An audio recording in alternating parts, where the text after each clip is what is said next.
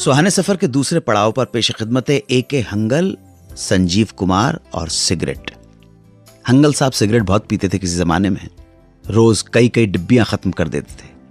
एक दिन की बात है, फिल्म अनामिका की शूटिंग चल रही थी, तो उन्होंने देखा कि उनकी सारी सिगरेटें खत्म हो गई हैं, तो उन्होंने संजीव कुमार से एक सिगरेट मांगी।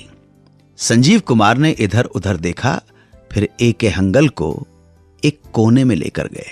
फिर इधर उधर देखा कि कहीं कोई देख तो नहीं रहा है, और जब उन्हें यकीन हो गया कि उन पर किसी की नजर नहीं है, तब हरी भाई उर्फ संजीव कुमार ने अपनी डिब्बी से एक सिगरेट निकाली और बड़ा बचाते हुए छुपाते हुए A.K. हंगल को दे दी। हंगल साहब की समझ में नहीं आया कि एक सिगरेट के लिए संजीव कुमार ऐसी हरकतें क्यों कर रहा है।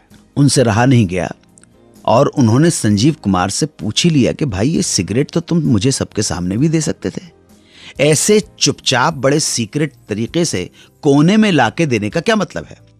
तब संजीव कुमार बोले, आप अपने दिन भूल गए क्या। कुछ देर तो हंगल साहब की समझ में नहीं आया, लेकिन जब कुछ ही देर में समझ आया कि संजीव कौन से दिन याद दिलाना चाहते हैं, तो दोनों के दोनों जोरदार ठहाका मारकर हंस पड़े। हंसने की वजह यह थी कि बरसों पहले जब संजीव कुमार थिएटर किया करते थे और नए नए इप्टा में आए थे, तब A.K. हंगल इप्टा में बहुत सीनियर थे, और रिहर्सल के दौरान अक्सर ऐसा होता था कि इप्टा के नौजवान लड़के अक्सर हंगल साहब से सिगरेट मांग लिया करते थे। शुरू शुरू में तो हंगल साहब दे भी देते थे, लेकिन बाद में उन्हें महसूस हुआ कि दिन भर में जितनी सिगरेटें वो पीते हैं उससे ज्यादा बांटने में चली जाती है। ऐसे में किसी के भी सिगरेट मांगने पर उन्हें गुस्सा आने लगा, और अगर कभी वो किसी को सिगरेट दे भी देते तो उसे चुपचाप कोने में ले जाकर वैसे ही देते थे जैसे संजीव कुमार ने आज हंगल साहब को दी थी। इप्टा में रहते हुए A.K. हंगल का ऐसा करना संजीव कुमार को बड़ा अजीब लगा करता था, इसलिए जब उन्हें अनामिका की शूटिंग में A.K. हंगल के साथ ऐसा करने का मौका मिला तो उन्होंने हिसाब बराबर कर दिया।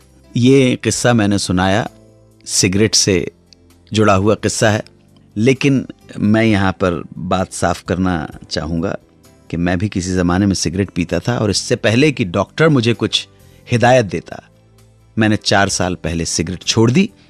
और मैं आपको विश्वास दिलाना चाहता हूँ कि अगर मैं सिगरेट छोड़ सकता हूँ तो दुनिया में कोई भी आदमी ये काम कर सकता है। Smoking is very bad.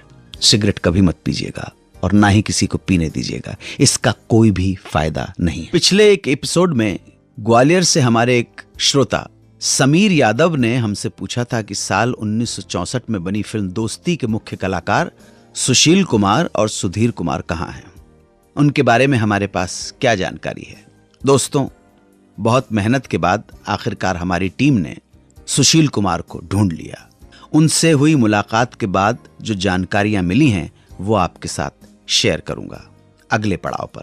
मेरे साथ जुड़े रहिए और सुनते रहिए सुहाना सफर विद अन्नू कपूर, सिर्फ 92.7 बिग एफएम पर। 92.7 बिग एफएम पर आप सुन रहे हैं रेडियो का number 1 show Suhana suffer with Annu Kapoor.